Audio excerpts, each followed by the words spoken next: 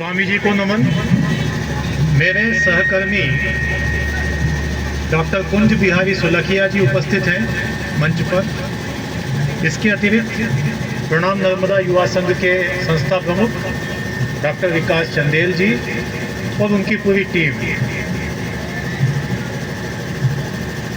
नर्मदा जयंती का कार्यक्रम हो, सेवा के प्रकल्प हों, विद्यार्थी भवन हो अथवा किसी भी प्रकार से प्राणी मात्र की सेवा हो, जल का संरक्षण हो, नर की सेवा हो या नारायण की पूजा हो, धार्मिक, आध्यात्मिक, सेवा, शिक्षा और विद्यार्थियों का उत्थान, इन सभी कार्यों में लगे हुए प्रणाम नर्मदा युवा संघ के सभी स्वयंसेवक, सभी पदाधिकारी, अमरकंटक और आसपास के क्षेत्र से पधारे सभी श्रद्धालु और मां नर्मदा के सभी भक्तगण। जैसा कि अभी स्वामी जी ने बताया कि भौगोलिक क्षेत्र में हम देखें तो भारत की 7 नदियां महत्वपूर्ण मानी जाती है। उसमें मां नर्मदा का भी स्थान है। जब स्नान करते हैं तब भी इन 7 नदियों का हम स्मरण करते हैं। अपने आप को शुद्ध करने के लिए, अपने को आध्यात्मिकता से ओत-प्रोत करने के लिए इन नदियों का अपना महत्व है। यह जो पर्वत हमको दिखाई दे रहा है आसपास, प्राचीन काल में वृक्षवान पर्वत कहलाता है। वृक्ष पर्वत, इस वृक्ष पर्वत से मां नर्मदा का उद्गम हुआ। आज ये पर्वत सतपुड़ा की पहाड़ी से संबंधित है। विंध्याचल और सतपुड़ा, इन दोनों पहाड़ी श्रृंखलाओं को जोड़ने वाली जो श्रृंखला है उसको हम मेकल पर्वत श्रृंखला कहते हैं। यह मेकल नर्मदा नदी का उद्गम तो है ही, संधि स्थल है सतपुड़ा का और विंध्याचल का। खैरागढ़ से लेकर के रीवा तक ये मेकल की श्रृंखला चलती है और सोन नदी के उद्गम को लेकर, मां नर्मदा के उद्गम को लेकर और जोहिला नदी के उद्गम को लेकर यह एक प्रसिद्ध स्थल है।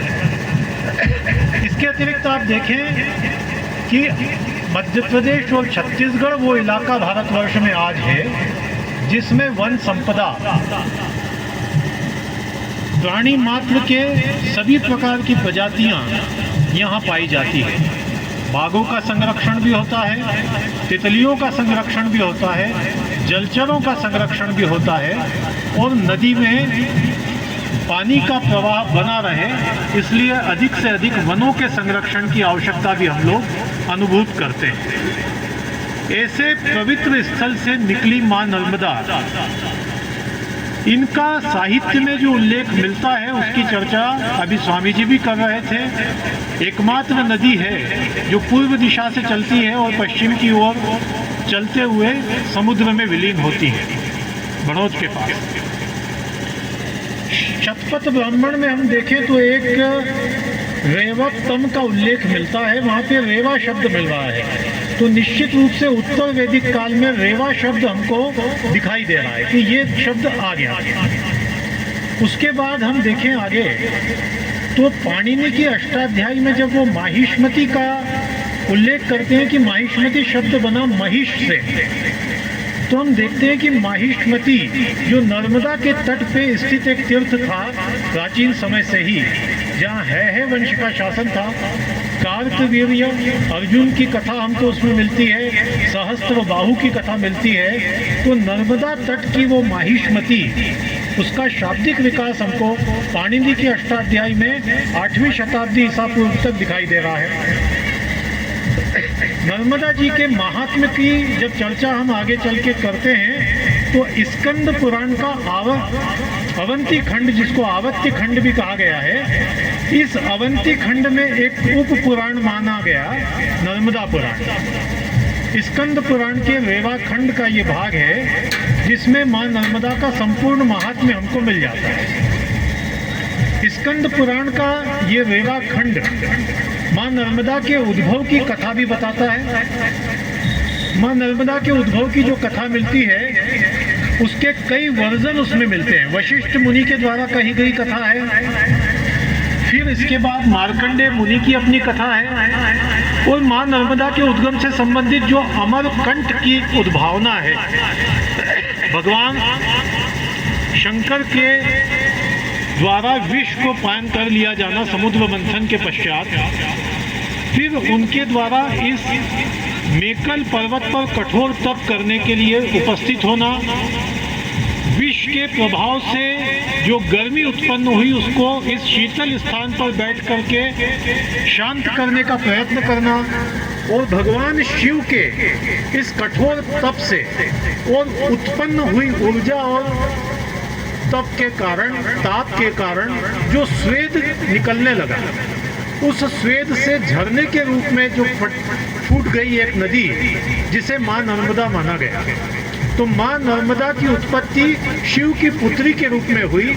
ये शिव सुता हैं, तुलसीदास जी भी इनको शैल सुतासी कहते हैं। मेकल की सुत है, मेकल की पुत्री है, और भगवान शिव के पसीने से इसकी उत्पत्ति हुई, इसलिए इनकी एक संज्ञा शिव सुता भी है।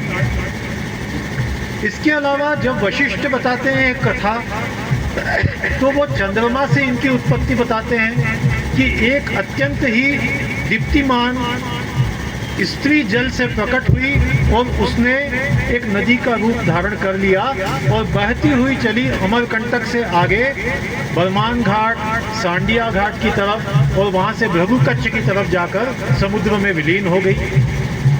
एक कथा इनकी मिलती है कि प्रलय के पश्चात ऋषि और मुनिजन जब त्राहिमाम कर रहे थे, संतप्त कर रहे थे, तो जल में से एक युवती प्रकट हुई जिसने सर्प का यज्ञोपवीत पहन रखा था, जिसके हाथ में सनाल कमल था और एक हाथ में त्रिशूल था। ऐसी कन्या प्रकट हुई और उसने नदी का रूप धारण करके ऋषि मुनियों के संताप को समाप्त किया। वशिष्ठ मुनि ये कथा कहते हैं। तो ये कथा भी रेवा खंड में और नर्मदा उप पुराण में मिलती है। तो नर्मदा जी के उद्गम से संबंधित कई कहानियां हमको इस रेवा खंड में प्राप्त होती है। ये सब साहित्यिक विवरण थे कि माँ नर्मदा को कैसे कल्पित किया गया।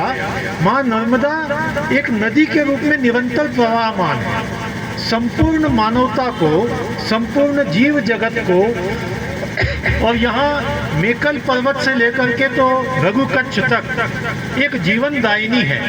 इसीलिए हम इन्हें माँ के रूप में ग्रहण करते हैं। जल तो ये देती ही है, इतना अमृत तुल्य जल है जिसको दुग्ध से समीकृत किया गया। जब शंकराचार्य ने इनका स्तवन किया और आज जब इनका स्तवन करते हैं तो हमको पोषण देने वाली है, दुग्ध पान कराने वाली है, हमें ऊर्जा देने वाली है, हमें शक्ति देने वाली है। ऐसी नर्मदा का महात्म्य हमें पुराणों में तो मिलता है। अब बात करते हैं पुरातत्व की और कला की। कला में हम देखें तो माँ नर्मदा की मूर्ति आप नर्मदा मंदिर में भी देख सकते हैं। इसके अलावा यहाँ कुकरवा मठ कूड़ा से 6 किलोमीटर दूर डिंडोरी में एक स्थान है, वहाँ जाएंगे, नर्मदा जी की एक अच्छी मूर्ति दिखाई देगी आपको, आले में लगी हुई है। फिर जब जबलपुर की तरफ बढ़ेंगे तो कमानिया गेट एक स्थान है, पान दरीबा वाली गली में, वहाँ भी शंकर जी के मंदिर में एक अच्छी मूर्ति लगी हुई है, बड़ी सुंदर मूर्ति है कल्चुरल काल की, जिसमें माँ नर्मदा के सभी प्रतिमा लक्षण दिखाई देते हैं। इसके अलावा बरमान घाट में एक मंदिर में मूर्ति है, मंडला के मंदिर में माँ नर्मदा की बड़ी सुंदर मूर्ति है, और बाद में कल्चुरियों के समय में बहुत सी मूर्तियों का निर्माण हुआ।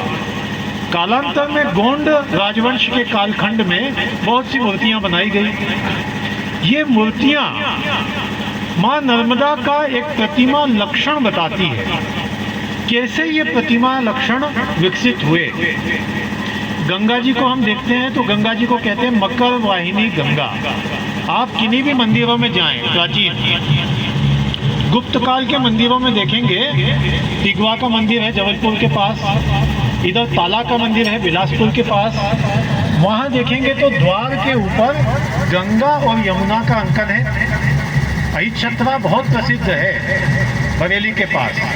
अहिच्छत्रा में नेशनल म्यूजियम में उनकी मूर्ति रखी हुई है, मकर वाहिनी गंगा और कूर्म वाहिनी यमुना। तो गंगा और यमुना मंदिर के द्वार शाखाओं पे बनाई जाती है। ओम अपवित्रो पवित्रो वा सर्वावस्था गतोपि वा यह स्मरेत पुंडरीकाक्ष बाह्य अभ्यंतर शुद्धि। जब मंदिर में प्रवेश करें तो हम कल्पना करें कि माँ नर्मदा का, माँ गंगा का, माँ यमुना का जल हम पे पड़ रहा है और पवित्र होने के पश्चात हम प्रवेश कर रहे हैं। अभी स्वामी जी ने हमारे ऊपर जल का अभिसिंचन किया जब हम लोग दीप प्रज्वलन कर रहे थे। तो किसी भी शुभ कार्य के पहले हम अभिसिंचन करते हैं जल का, नदी जल का। तो द्वार शाखा पे नदी का अंकन कर दिया गया। मकर पर गंगा जी विराजमान है, कूर्म पर यमुना जी विराजमान है। गंगा जी की कल्पना जैसे मकर पे है और उसी प्रकार से नर्मदा जी की कल्पना भी मकर के ऊपर है। नर्मदा जल में भी मगर पाए जाते हैं। तो जीव जगत का प्रतिनिधित्व करते हुए मकर के ऊपर उनको बताया गया है।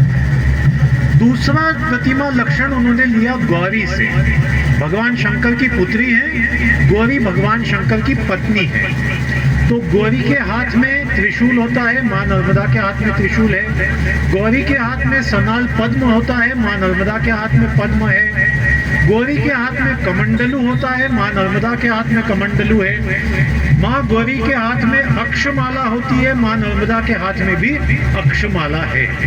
तो ये दो जगह से प्रतिमा लक्षण आते हैं, एक माँ गौरी से और एक माँ गंगा से। ये दोनों प्रतिमा लक्षण हमको माँ नर्मदा की मूर्तियों में दिखाई देते हैं। माँ नर्मदा की मूर्तियों का विकास क्रम कलचुरी काल में देखने को मिलता है। अमरकंटक के इस मंदिर में आप जाके देखेंगे कलचुरी काल की मूर्ति में सरनाल कमल वाम भाग में माँ के हाथ में है, दाएं हाथ में त्रिशूल है, निचले दाएं हाथ में चतुर्भुजी मुद्रा है, तो निचले दाएं हाथ में कमंडल है और यहाँ की मूर्ति का ऊपरी बायां हाथ टूटा हुआ है। लेकिन आप जब जबलपुर की मूर्ति में देखेंगे त्रिशूल भी दिखाई देगा, सरनाल कमल भी दिखाई देगा, कमंडलू भी दिखाई देगा, अक्षमाला भी दिखाई देगी। बर्मान की मूर्ति में, गोंडकालीन मूर्तियों में ये सभी प्रतिमा लक्षण हमें दिखाई देंगे। तो कैसे पहचानेंगे? मकर पे विराजमान है, मगर के ऊपर माँ नर्मदा बनाई जाती है। यहाँ भी आप देखेंगे तो मगर आपको दिखाई देगा। नीचे मार्कंडे मुनि बनाए जाते हैं, तो मार्कंडे मुनि भी दिखाई देंगे आपको, और ऋषि गण दिखाई देंगे, शिव के गण दिखाई देंगे, परिचारक दिखाई देंगे। माँ के हाथ में त्रिशूल है, अक्षमाला है, कमंडलू है और कमल है। ये सभी चीजें माँ के हाथों में दिखाई देगी, जिससे पहचान की जा सकती है। तो ये प्रतिमा लक्षणों का विकास कलचुरी काल से लेकर के गोंड काल तक हमको दिखाई देता है। अब इनका प्रतीकात्मक महत्व क्या है, उससे अपनी बात को समाप्त करूंगा, समय की सीमा है। देखिए, माँ नर्मदा के हाथ में कमल भी है, माँ नर्मदा मगर पे भी विराजमान है। तो प्राणी मात्र को पोषण देने का काम करती है, फ्लोरा को, फोना को, दोनों चीज है। त्रिशूल से क्या करती है? दैहिक, दैविक और भौतिक तीन तरह के ताप होते हैं। हमें कष्ट क्या होते हैं संसार में? या तो कोई दैविक ताप है, भूकंप आ गया, ज्वालामुखी फूट गया, बाढ़ आ गई भूकंप के कारण, या अन्य कोई जल के संकट के कारण अकाल पड़ गया, बाढ़ आ गई। ये कैसे ताप हैं? दैविक ताप। भौतिक ताप, आपसी संघर्ष हैं, आपसी विवाद हैं, भ्रष्टाचार है, आपस के मनोमालिन्य हैं, ये सब भौतिक ताप हैं। दैहिक ताप लगे ही रहते हैं, कभी बुखार आ गया, कभी हाथ पैरों में दर्द है, कभी सिर में दर्द है। तो दैहिक, दैविक और भौतिक, इन तीनों तापों का शमन भगवान शंकर भी करते हैं त्रिशूल से, माँ गौरी भी करती है और माँ नर्मदा भी करती है अपने बच्चों का। तो माँ नर्मदा के हाथ में ये त्रिशूल भी है। जीव जगत का कल्याण करती है, मगर पे आसीन है। पादप जगत का अभिवर्धन करती है, हाथ में सरनाल कमल है। एकाग्रता, आध्यात्मिकता देती है। उनके हाथों में 108 मनकों की अक्षमाला है, जिसका अपना महत्व आध्यात्मिक रूप से है। कमंडल है जो पवित्रता का द्योतक है। गागर में सागर का द्योतक है, ज्ञान के परिपूर्णन का द्योतक है। तो ये सारे प्रतिमा लक्षण हमको प्रेरणा देते हैं कि हम प्रकृति का संरक्षण करें, जीव जंतुओं का संरक्षण करें, वनस्पतियों का संरक्षण करें, मनुष्य के बीच में सामंजस्य हो, सौहार्द हो, समन्वय हो। ये सारी प्रेरणा माँ नर्मदा हमको देती है। उनकी जयंती पर हम माँ नर्मदा के संरक्षण का, सफाई का, आज आप देखें कि जैसे जैसे जनसंख्या बढ़ रही है, अमरकंटक में लोगों का आना भी बढ़ रहा है। ये एक अच्छा लक्षण तो है, लेकिन सब इतना आत्मबोध और अपने आप की आत्म जागरूकता रखें कि हम कहीं गंदगी न करें, प्रदूषण न फैलाएं, यहाँ पे प्लास्टिक का कचरा छोड़ करके ना जाएं। ज़्यादा वाहन आते हैं तो प्रदूषण निश्चित रूप से होता है, लेकिन अधिक से अधिक वृक्ष लगाएंगे तो माँ नर्मदा की जलधारा बनी भी रहेगी। माँ नर्मदा कोई ग्लेशियर से निकलने वाली नदी नहीं है। जितना वृक्ष होगा, जितनी वनस्पतियाँ होंगी, उतनी ही जलधारा बनी रहेगी, नर्मदा जी का प्रवाह बना रहेगा, नदियों का जल बना रहेगा। आगे कुंज बिहारी जी पादप जगत के लिए, जीव जगत के लिए, वनस्पति जगत का क्या महत्व है ये बताएंगे ही। मैं अपनी वाणी को इस प्रतीकात्मकता के साथ विराम देता हूँ कि माँ के प्रतिमा लक्षण हमको बताते हैं कि हम तीनों प्रकार के दुख संसार के दूर करने के लिए काम करें, जैविक, वानस्पतिक और संपूर्ण जगत के कल्याण के लिए काम करें। जैसा कि स्वामी जी ने कहा कि सर्वे भवन्तु सुखिनः की भावना को मन में धारण करके संपूर्ण जगत के कल्याण के लिए संकल्पबद्ध हो, यही हमारी मनोभावना है। और इसी के साथ नर्मदा जयंती पर आप सभी को शुभकामना देता हूँ। हर हर नर्मदे, नर्मदे हर जीवन भर। बहुत बहुत धन्यवाद।